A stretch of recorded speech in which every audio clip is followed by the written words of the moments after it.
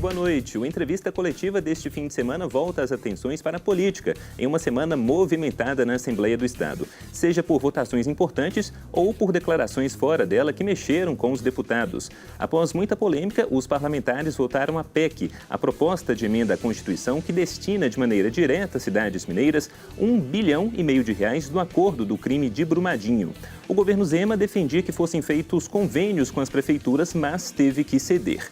No dia seguinte à votação, em um rompante, o governador Romeu Zema criticou os deputados e disse que alguns têm inveja do sucesso da gestão dele.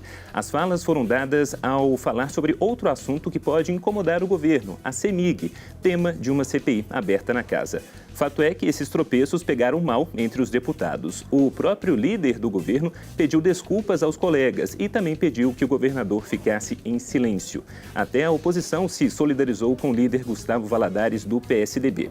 E é com o líder da oposição ao governo Zema que a gente conversa, o deputado André Quintão, do PT. Boa noite, deputado. Bem-vindo à Entrevista Coletiva. Boa noite, Lucas. Boa noite, Orião. É um prazer participar novamente aqui do Entrevista Coletiva.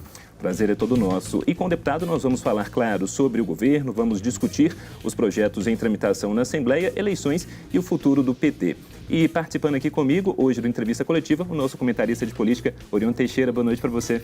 Boa noite, Lucas. Boa noite a todos. Deputado André, prazer falar com você. Deputado, vamos lá então. Não sei se é reflexo dessa semana no 220 volts lá na Assembleia, mas nós inclusive chamamos, né, Orion, algum deputado que fosse da base do governo para estar aqui com a gente, mas todos alegaram problemas aí na agenda de uma maneira geral. Mas fato é que a semana foi tumultuada, seja por essas discussões, por esses projetos votados ou por essas declarações do governador Romeu Zema. Como é que o senhor define essa semana por lá no Legislativo? Não, foi uma semana, sem dúvida, tensa, mas também de muita produção legislativa. Do ponto de vista do trabalho da Assembleia, nós enfrentamos com criatividade, com ousadia, com muito aprofundamento técnico, a construção de uma proposta de emenda constitucional que permite que parte dos recursos do acordo da Vale, em torno de R$1,5 bilhão, possa ser transferido diretamente para os 853 municípios de Minas, sem burocracia, mas submetidos ao controle do Tribunal de Contas, das câmaras municipais, com autonomia para os municípios escolherem onde aplicar, ou na saúde, ou na assistência social, ou em obras prioritárias, né? A Assembleia produziu a chamada alternativa jurídica para o impasse, no que diz respeito à destinação destes recursos. Nós que conhecemos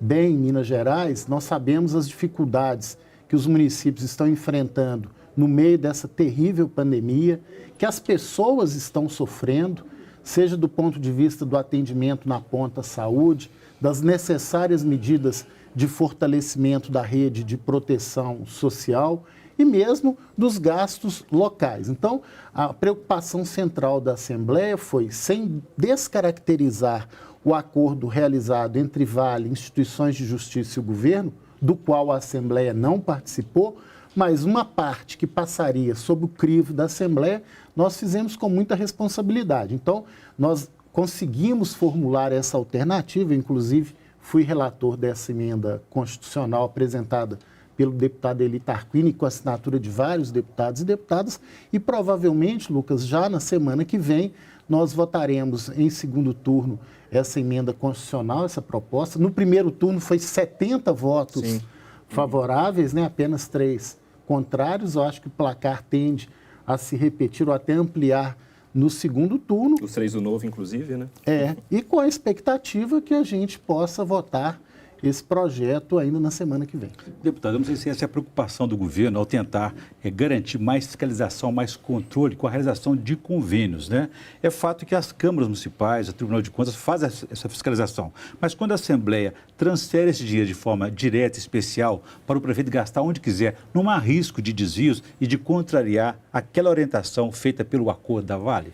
Não, nós tivemos o cuidado, inclusive agora no segundo turno, de deixar claro que a forma do repasse é sem burocracia, mas o município se responsabiliza pela utilização desse recurso ele vai, num procedimento rápido, identificar o objeto com o qual ele vai gastar o recurso, o valor exato e também ele vai encaminhar ao Tribunal de Contas do Estado toda a prestação de contas e o tribunal vai ter um monitoramento específico sobre esses gastos realizados pelos municípios. Eu acho que burocracia não pode ser sinônimo de controle. Você pode exercer o controle legal, o controle social, sem necessariamente burocratizar o repasse.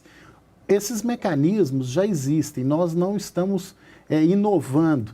Existe a transferência especial das emendas parlamentares impositivas, nós temos o repasse do Fundo de Participação de Municípios, nós temos os repasses fundo a fundo da assistência social, do SUS, da saúde, sem a burocracia dos convênios, porque os convênios, a papelada, a burocracia prejudica quem? Exatamente aqueles pequenos municípios que não têm um aparato técnico suficiente para, dentro dos prazos exigidos pelo governo, fazer todo o procedimento e o recurso chegar lá. Nós estamos no meio de uma pandemia, esse que foi o raciocínio da Assembleia. Pandemia é agora, as necessidades são agora. Então, nós temos que acelerar esse repasse, dentro da lei, dentro do controle. Agora, deputado, outra fonte de atrito entre a Assembleia e o governo foi mesmo para a votação do projeto em si, não é? Ele está lá na casa há mais de 120 dias. Foi publicado o texto no Diário do Legislativo no dia 4 de março, e o senhor falando que a expectativa é de que seja votado na próxima semana. Demorou demais, de fato mesmo, com alguns membros do governo Zema e o próprio governador chegaram a reclamar, ou tudo transcorreu no prazo adequado lá na Assembleia?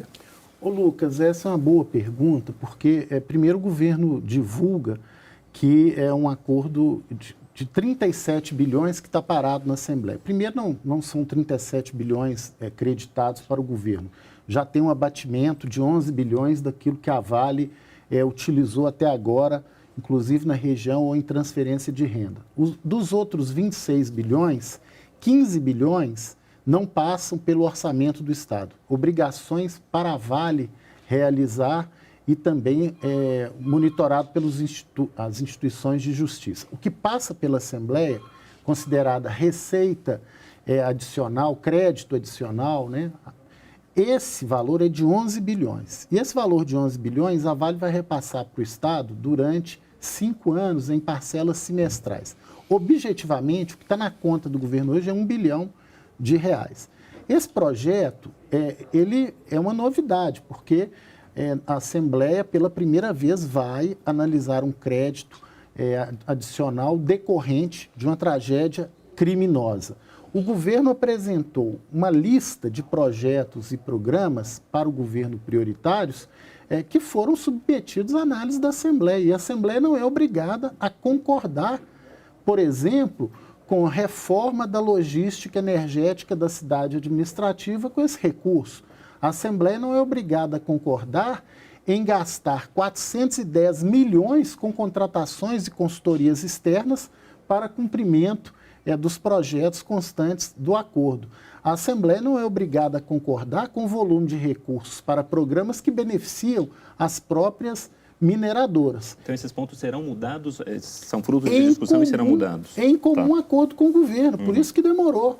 A Assembleia não poderia nem descaracterizar o acordo do ponto de vista de anular totalmente determinados projetos, porque aí sim nós poderíamos ser questionados até judicialmente, mas também o papel da Assembleia não é simplesmente chancelar o que o governo encaminhou. E ainda existem matérias polêmicas lá, o Centro Mineiro de Controle de Doenças, nós preferimos investir esse recurso diretamente na FUNED. O Rodoanel, né, uma obra de 3,5 bilhões, gera muito debate, precisa ser melhor debatido, mas nós buscamos aí, principalmente nessas áreas que eu mencionei, de gastos exagerados com consultorias, muito gasto com modernização de órgãos, com atividades meio, atividade de custeio da máquina. Nesse momento, nós entendemos que o recurso deve ser prioritariamente investido nas regiões mineiras, nos municípios e prioritariamente na região afetada, no Vale do Paraopeba e Brumadinho. Deputado, eu gostaria de esclarecer um pouco mais essa destinação desse recurso aos municípios. Desses 11 bilhões que cabem, aí o governo foi indenizado pela tragédia de Brumadinho, 1,5 bilhão irá para os municípios. Como vai ser amarrado isso nesse projeto em que o prefeito não pode gastar com isso e com o que ele pode gastar? Por exemplo, o pessoal não pode gastar, com o fornecedor não pode gastar. Como é que vai orientar o prefeito a gastar esse dinheiro de maneira correta e dentro do acordo da Vale? Ótima pergunta, Oriol. Na semana passada, o presidente da Assembleia fez uma reunião com as instituições de justiça, com o governo de Minas.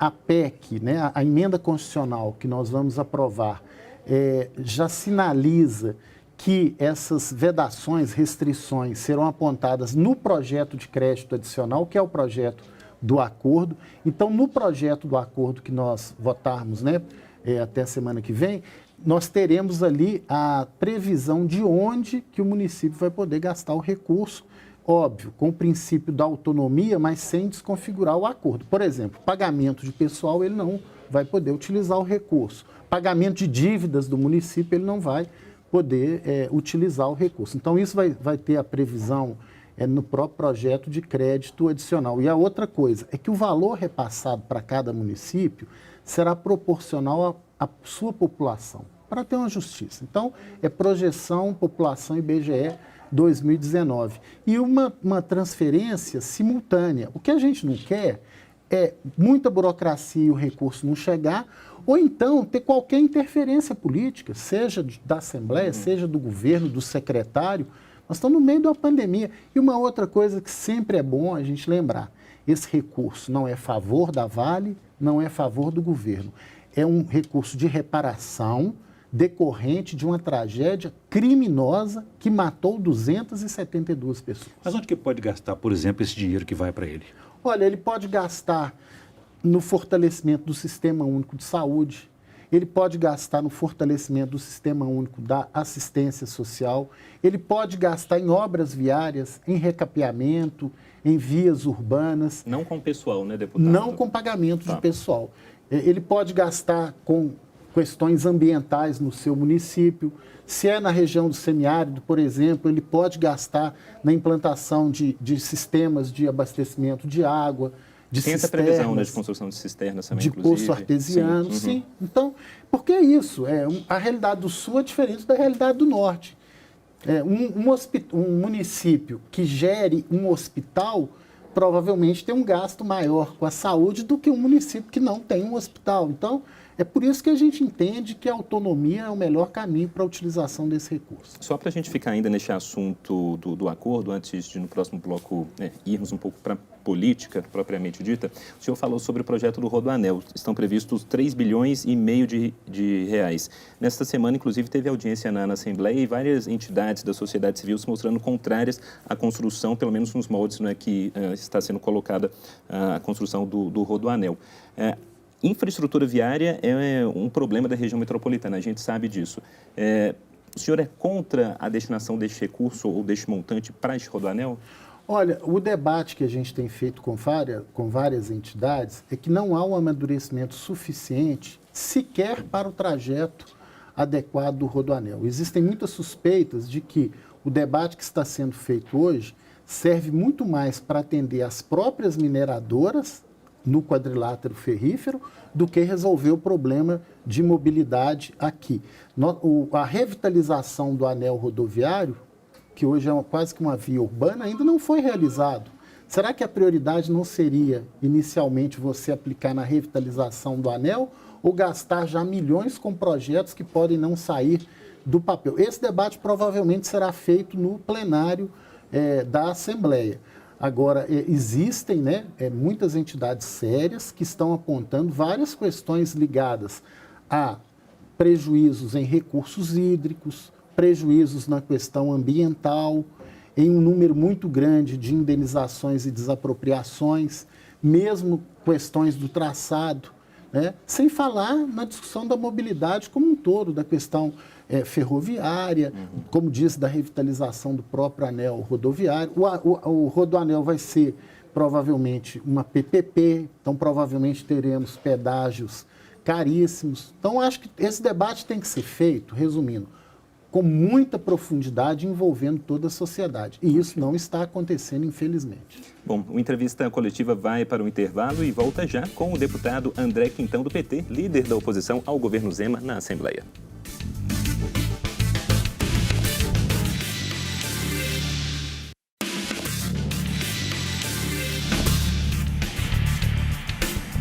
O Entrevista Coletiva está de volta hoje com o líder da oposição ao governo Romeu Zema na Assembleia, André Quintão, do PT, e também Orion Teixeira, nosso comentarista de política.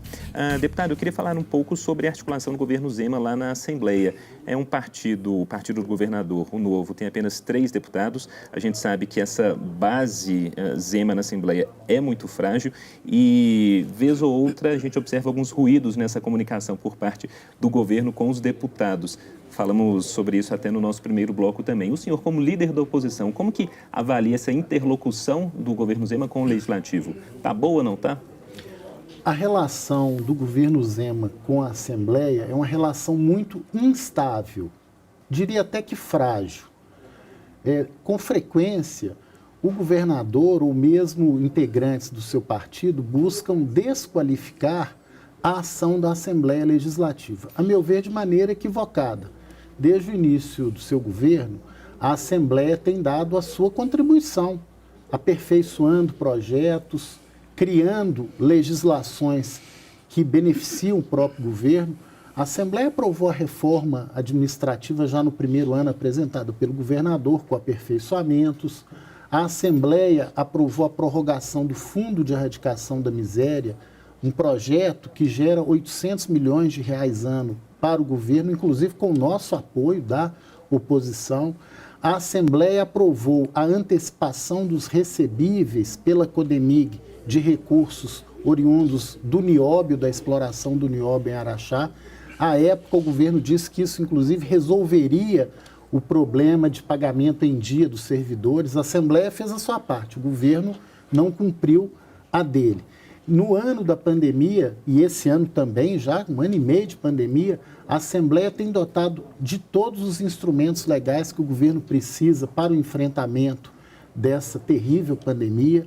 A Assembleia aprovou a reforma da Previdência apresentada pelo governador, ainda que com voto contrário nosso, da oposição. Ou seja, o governador não pode reclamar e atacar a Assembleia da forma como ele fez essa semana, inclusive com termos chulos que não condizem com a figura do governador do estado, de um estado como Minas Gerais, né, com a própria liturgia do cargo e com o respeito que os poderes devem ter um pelo outro, né? Então, infelizmente, esse comportamento não contribui para um clima mais harmonioso, mas eu queria dizer, Lucas, que isso não altera a nossa disposição de continuar trabalhando pelo Estado de Minas Gerais. Aquilo que for bom para o Estado terá o nosso apoio. Aquilo que nós identificarmos como negativo, nós apontaremos, inclusive no papel de oposição, com vigor, a nossa posição. Nós discordamos, por exemplo, com essa tentativa frequente do governo de privatização, de diminuir a presença do Estado em políticas públicas fundamentais. Então, em determinadas matérias, nós temos uma posição diferente. Agora, a democracia pressupõe o convívio entre as divergências. Nós não estamos num sistema de partido único, nós não estamos numa ditadura militar, nós temos uma casa plural, representativa dos interesses de vários segmentos e colorações partidárias do nosso Estado. Então, eu acho que esse comportamento do governador, que foi inclusive rechaçado pelo próprio líder de governo, o deputado Gustavo Valadares, porque ele viu que foi um ato deselegante e injusto. No dia que o governador fez essa crítica, nós aprovamos 4 projetos do governo e no dia anterior, por unanimidade, a lei de diretrizes orçamentárias, uma das leis mais importantes para a governabilidade do seu governo. Então, sinceramente, não entendo essa tentativa sucessiva. E olha que nós temos hoje, inclusive, uma condução da Assembleia, o presidente Agostinho Patrus tem pautado temas fundamentais para o Estado, a própria recuperação econômica. Aprovamos o Recomeça Minas, aprovamos o auxílio emergencial, apontando recursos, fontes de receita de R$ 600 para 1 milhão de famílias em situação de extrema pobreza. o governador foi injusto com a Assembleia. Agora, deputado, qual que é o papel institucional, a responsabilidade institucional da Assembleia Legislativa na governança, na administração pública do Estado? Porque, para muita gente, o governador se elegeu, com uma votação até muito expressiva, significativa, para cumprir aquele projeto de governo dele. E muitos dizem no governo que a Assembleia atrapalha, dificulta o governo a realizar esse trabalho, a realizar esse projeto, e que a Assembleia hoje é menos condescendente, como teria sido no governo passado, que o governo passado teria quebrado, falido o Estado. Enfim, qual que é o papel da Assembleia, do Judiciário, do Executivo nessa governança? Olha, a Assembleia tem um papel, primeiro, de fiscalizar o Poder Executivo. Então, quando nós descobrimos que o ex-secretário de Saúde estava passando quem não deveria, na frente de quem deveria ser vacinado, a Assembleia abriu uma CPI e comprovou. Inclusive, apontou a sugestão de indiciamento por peculato e improbidade administrativa, o antigo secretário e boa parte da sua equipe dirigente. Uhum. A Assembleia tem recebido denúncias de aparelhamento da CEMIG, de denúncias de que esse negócio de venda de ativos da Taesa pode ser nefasto, pode ser ruim para o Estado. Taesa é um subsidiário da CEMIG.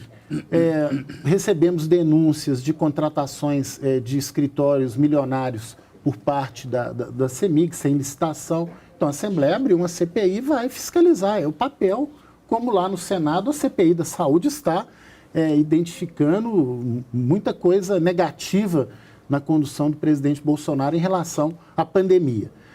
A Assembleia tem o papel de aprovar leis. Ela aprova leis orçamentárias. Acabamos de aprovar lei de diretrizes orçamentárias. Aprova créditos adicionais, como agora 11 bilhões oriundos do acordo da Vale que nós discutimos aqui no bloco anterior.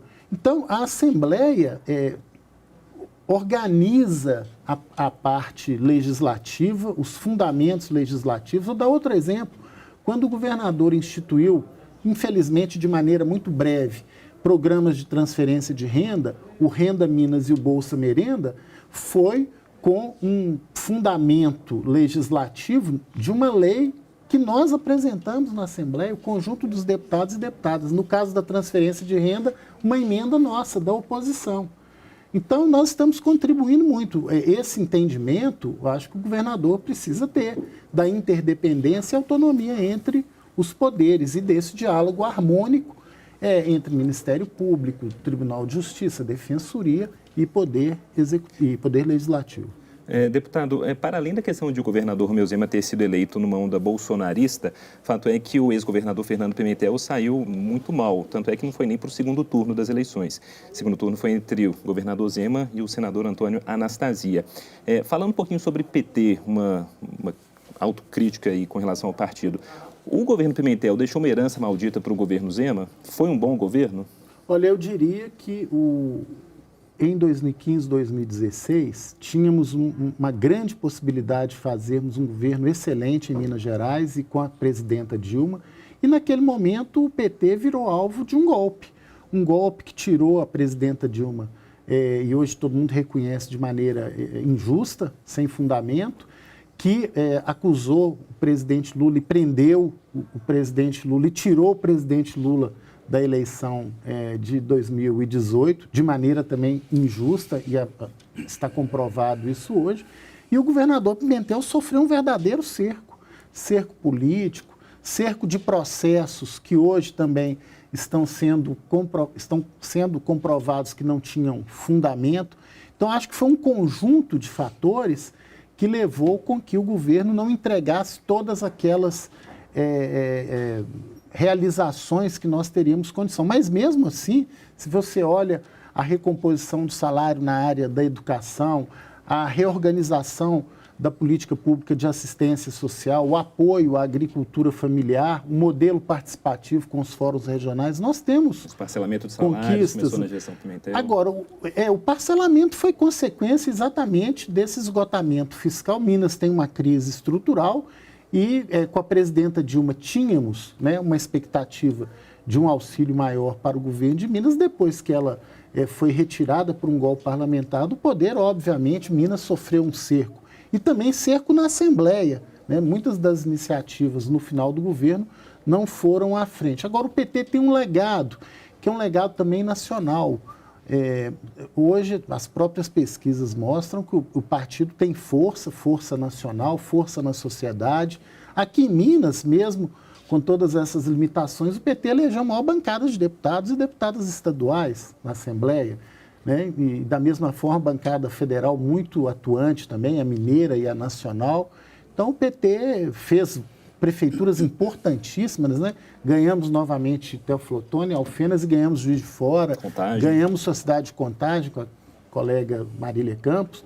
Então, assim, o PT está mais vivo do que nunca. Reta finalista, Deputado, Orion, vamos lá. Fora da crise política, existe um projeto polêmico na Assembleia que é da adesão ao regime de recuperação fiscal de Minas ao governo federal. O que isso representa e qual a importância, vantagem e desvantagem? Olha, esse projeto é negativo no momento da pandemia, significa congelar investimentos do Estado em áreas estratégicas, em saúde, educação, em assistência social, aponta para a privatização do patrimônio mineiro, como a CEMIG e a Copasa. E olha, nós queremos que o secretário de Estado da Fazenda apresente o saldo bancário, o saldo das contas do Estado, porque o governo fala que o Estado precisa da adesão ao regime de recuperação fiscal porque está com as contas no vermelho. Nós temos informações que o governo está com recurso em caixa, inclusive para colocar o pagamento do servidor em dia. E o secretário foi na Assembleia e se negou a abrir o saldo, né?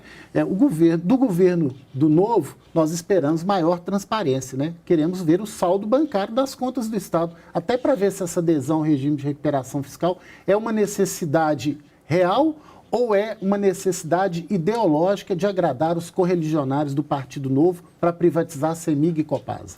Última pergunta, 2022, PT vai ter candidato ao governo do Estado? Tem esse nome hoje? O PT tem condições de apresentar nomes ao governo de Minas, ao Senado, mas toda a nossa tática eleitoral vai estar muito colada na tática nacional. Nós temos aí nós precisamos de reconstruir a economia, as políticas sociais no Brasil e derrotar o bolsonarismo e o conservadorismo. Então, nós temos condição, sim, de ter candidatos ou candidatas aqui em Minas Gerais, mas a estratégia estadual vai estar vinculada à possibilidade de ganharmos novamente. Então, teremos eleições, então. Bom, teremos muitos assuntos em outras oportunidades para conversar com o deputado André Quintão. Por hoje, agradeço sua presença e bom fim de semana. Eu que agradeço muito, Lucas, Orion, esse papo político aqui. E um grande abraço a todos os telespectadores. Boa noite, Orion. Boa noite, até a próxima. E muito obrigado a você que nos acompanhou na entrevista coletiva. Um bom fim de semana para você e até a próxima semana. Tchau.